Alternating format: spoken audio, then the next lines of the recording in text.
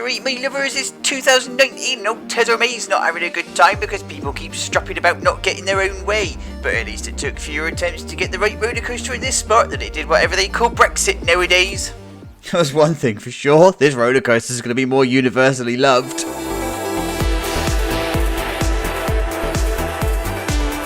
Oh yeah, welcome to 2019, you guys. It's incidentally the same year I found Gardaland for the first time. Now this means only one thing. We've only got 3 episodes left. That's right. That's it. Just the 3. 2019, 2023, 2024. Thank God for that, I hear you cry. Where's 2020? Well, I have decided for reasons that we're going to skip it. We don't need reminding of that ordeal. Plus, we've got some final changes that we can make to the park in those little years anyway, so we're all good to go. But first, we need to deal with the final brutal decision, which is, by the way, buried in here somewhere. I wonder if you've spotted it yet.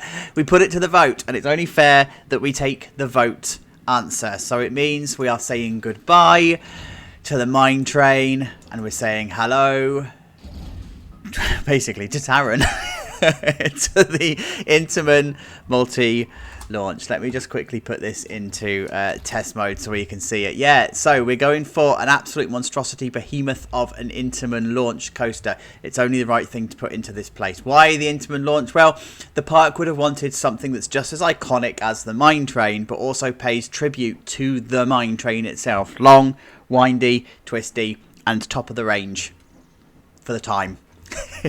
So we come out the station, we go into the first launch, and then we do lots and lots of twists and turns. So we do a first overbank turn into multiple figure of 8 turns. You can see the train walking this way, and then it sort of like makes its way back to the mid-course, and then makes its way back here. Lots of twists and turns going on, and then it comes finally and eventually around into the second launch, and then we have ourselves a top hat. There we go, top hat. This has got everything, by the way. I have thrown everything into this coaster. So we go back to Senza Fiato for a top hat shape, and then more twists and turns, more overbank stuff, more things going on, right? And then it comes into the final brake run. So this is how I want it to sit on the sightline. This has been designed specifically for this area, and I love it. But right now, it's an absolute mess. Let's talk some more about this when I can show you properly. See you in a minute.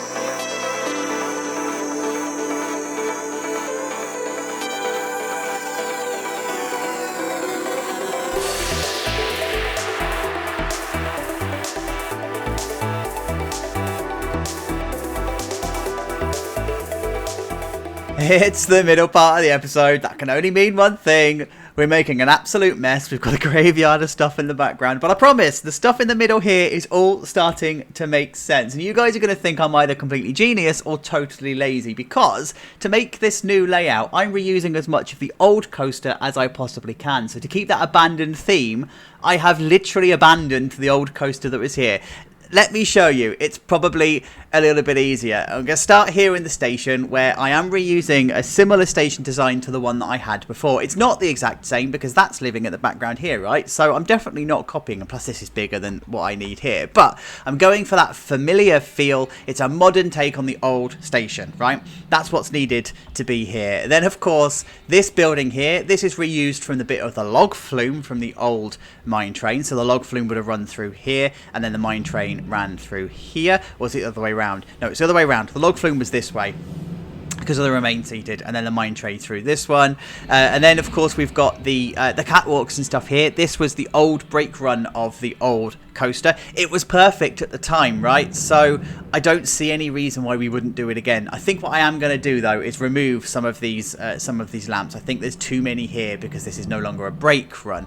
And then we come into the first overbanked turn here, and then we start coming into the middle part of the ride. And you will notice that dotted around are lots of things from the old ride. So I decided to keep some of the supports where I could, where it wasn't interacting with the original coaster, keep some of the supports and just put like support underneath it to make it look like an old abandoned mine, because I couldn't even do this even if I was doing it from my imagination. So the absolute best way of doing this is just to abandon the old ride. Like, for example, inside here, this is where a tunnel used to be. This was a tunnel at one point, and it's no longer a tunnel. It's now part of the main ride. So you're going to see lots and lots of lots of this going on, and this isn't even my favorite bit, right? It's not even my favorite bit of the ride. So where do we get to? This way. There we go. So it does a figure of 8 around here, comes over the top, and then we just pass more old supports. These are exactly where they used to be, by the way. This isn't me like placing them down strategically. This is exactly where the old ride was. I've not moved them at all, and I am so here for it. Yes, I love it. So then we come into the overbank turn here, and then we've got the old station topper. So you'll notice from the other building that the station topper is missing. So I've put the station topper in here, and it's now a building as part of the mine. So it needs touching up and it needs a lot of work, but it is what it is. Then we come around this way and we come through here, and then I've got a new mine that I'm going to open up here. So I just need to make all of this make sense, because this is just a shell. And then it comes down underneath here, and then we go through the next part of the mine. So I need to again make all of this make sense, but we go underneath through here, and then I have got a special effect that kicks off at this point. There's some steam and smoke and whatever that comes up here, so that you can get a bit of a close queue line interaction thing going on. And then it's going to come back round this way and then go into the next launch. Again, I need to make the launch all completely make sense. I don't think I'm going to be able to do the full escape strategy for here, like the pathways and stuff for the escape platform. So I think I'm just going to need to simulate it. I might just put a building or something in here, and then we can just pretend that there's tunnels and stuff that lead you to where you need to go. I don't think with all the scenery I need to use in this area, I'm going to be able to pull it off. So I don't think I'm just going to fight with the game. And then we're going to come into the top hat here, and then of course we come round through this way, through the debris, and then through over the maintenance area. But the thing that I didn't show you purposely was this. If you remember back to the episode where we did the mine train, this was the original path and the original course that was taken by the flying turns that was here, right? So this used to be the lift hill for the flying turns, and this was the final turn. And then it became a bit of a duck and dive for the mine train, and now it's being reused again for its third iteration by the queue line. So how cool is that? Like, it's such a I think it's genius anyway. And like, there's all sorts of precedent set of theme parks reusing stuff. You know, Kings Island reuses the Big Bad Wolf station for stuff. Big Bad Wolf?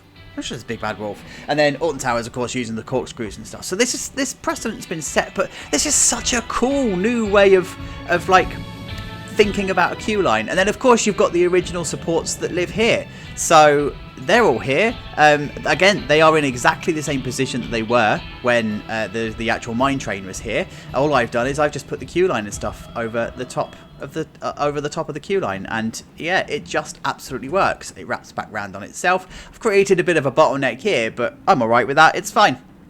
It will do.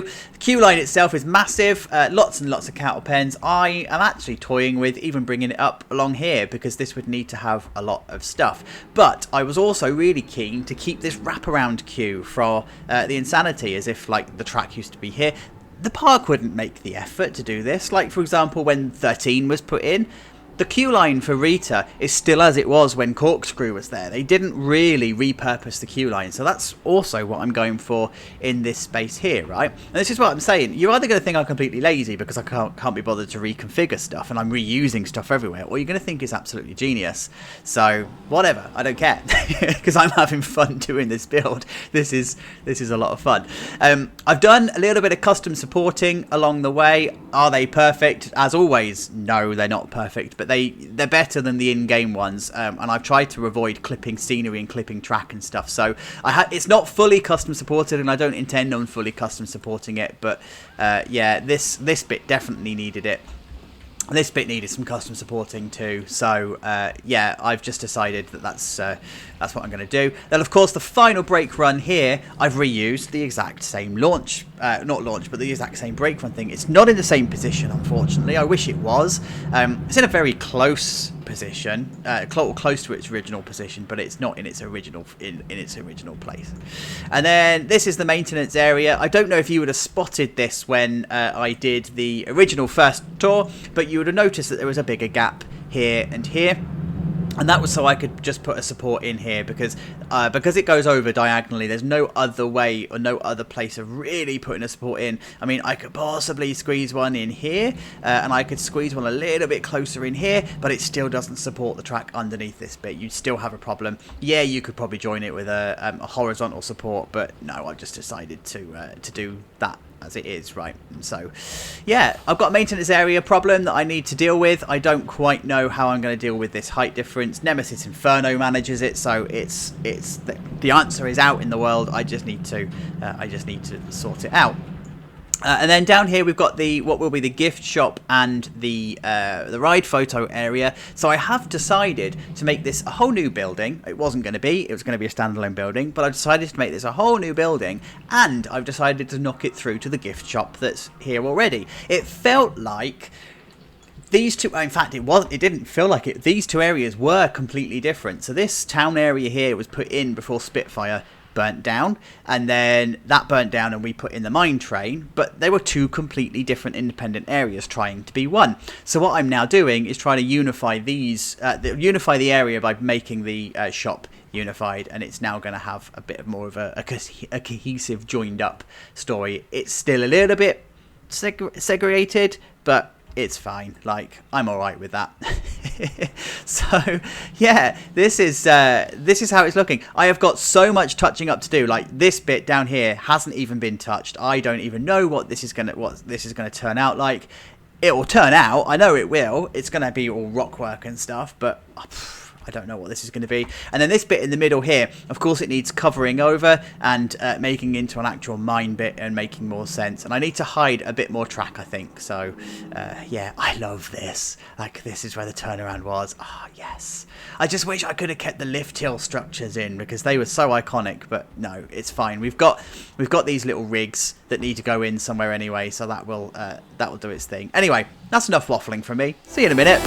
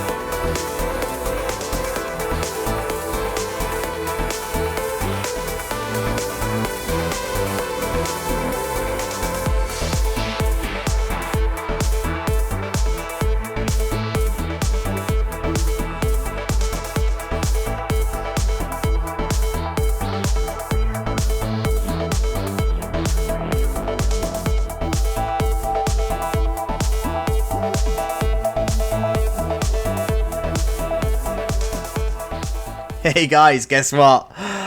We've got ourselves a new headline attraction and I am so here for it. It's turned out so well. I am so chuffed with this one. I mean, it's the perfect fusion of old and new. It's respectful to what's been sitting on this site for the last 90 odd years. It's cutting edge, just like the mine train before it in 1967. And the change between the two coasters is just both subtle and brutal. Here's the before and after, or as close to the original before and after as I can get. It's just perfect. And I mean, when I say that it's a completely brutal change, this is so different to the original coaster, albeit the same sort of theme in the sense of a long drawn out coaster that does lots of modern day interactions, just like 1967 would have done. But it's also subtle in the sense that when you arrive at this destination, you would be forgiven for thinking that nothing has changed, because the entrance of this roller coaster is in the exact same area. Of course, we've got a new gift shop building and stuff, but everything looks so similar and so familiar.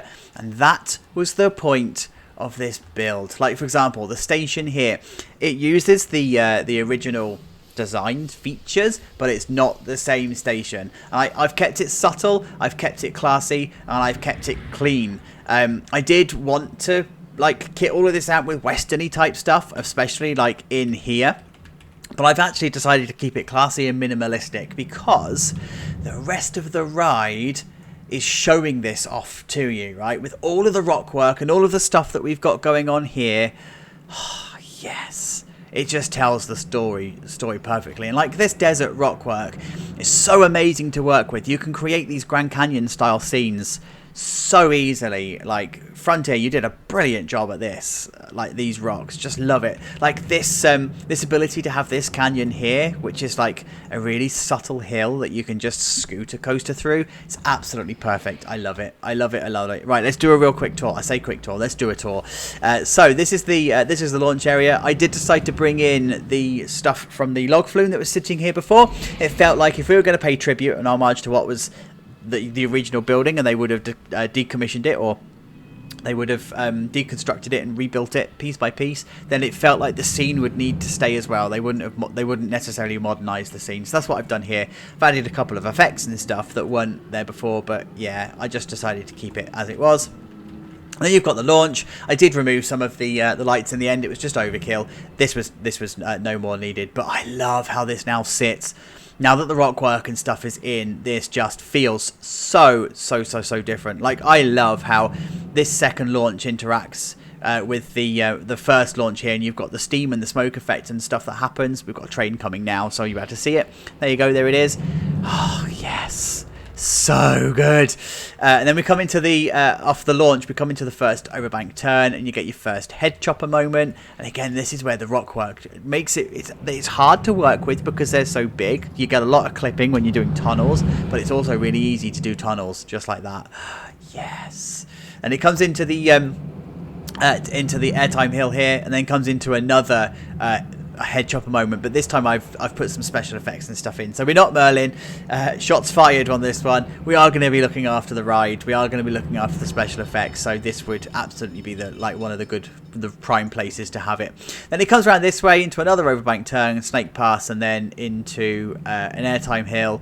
Over this way with the near miss with the trees and stuff. Another airtime hill, and then you come into the snake pass. And this is where you go past the train that was here from before. I think this is in the original location. If not, it's really close to where the original location was. I just added some fire and stuff just to make it fun. But yeah, this is like the effect that you can get when you put the scenery and stuff really close. I just love it. I love it. I love it. And then you come down into the next mine area here. How different does this look? Like, this stuck out like a sore thumb, didn't it? And now it doesn't. Yes. And of course, now the forest is in the background here. I always said in 1930 that, yes, I'm that old, that I wanted to build out the forest into a more deeper, richer forest. So that's what I've done here. I've taken that opportunity finally. But yeah, this sits now perfectly. Then, of course, you come underneath here into the next mine. So you come down into the mine here. I've been watching a lot of, is it ghost town living. The guy that bought Cerro Gordo, and he does a lot of tours around the mines and stuff. And there's a lot of the times you get to see all of the wooden retaining walls with all the rock work and stuff above it. That's what I'm going for in these tunnels. This is a really clean tunnel. It's a clean version of it. But yeah, this is what I'm going for. This is what I'm going for here. Just this idea of the wood beams holding up all of this rock work. It's fake rock work anyway, isn't it? Right. So it does what it needs to do. And then you come to this overpass. I love this overpass and how it sits, like just between the rocks, and just yes. Guys, I just keep gawping at this because I'm so chuffed with this. It was so worth the effort. And then you come into the final turn of the first half, and then into the launch. And by the way, I've timed this. I can't take credit for this. This is a complete coincidence, a complete accident, but it's 39 seconds aside. It is perfectly balanced. I'm so here for it. I love it. So we come off the second launch. We go into the top hat. So there is the top hat there. And then Senza Fiata style, we come down this way.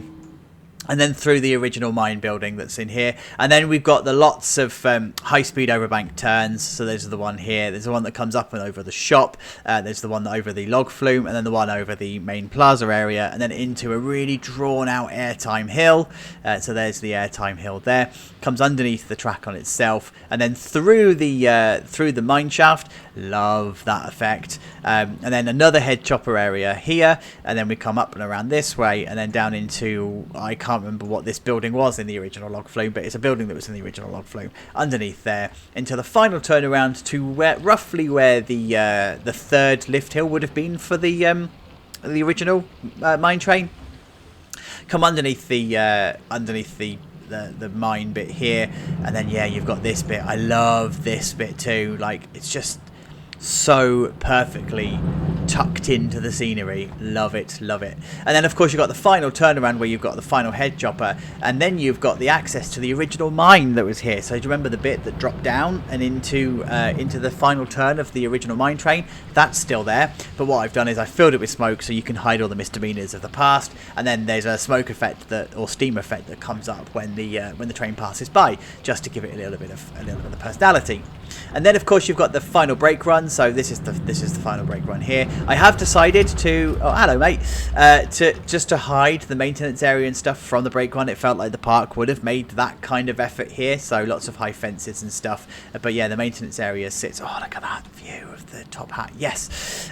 So yeah, the maintenance area sits just behind here. This is the solution that I came up with. I did some research. It's basically Nemesis Inferno.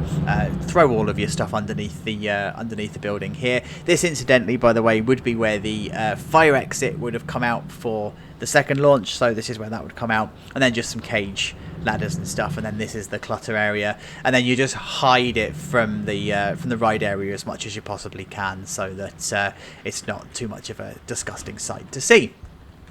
Then of course you've just got the transfer track and the area there, and then of course you come back into the station in here. I just need to reiterate that the station is supposed to be minimalist because the ride tells the story, not the station building.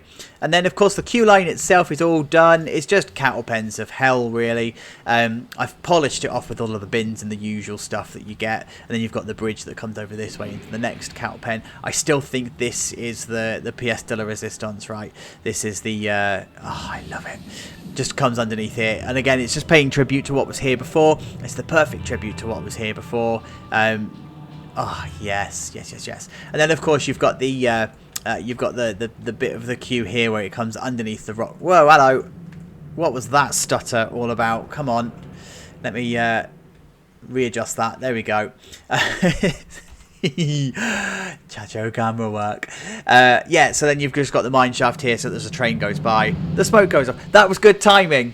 Oh, I was tempted to stop and re-record that, but no, let's not. Let's just leave the stutter in because it's followed by something that's good timing. We love it. And then as you exit via the gift shop, there's the exit.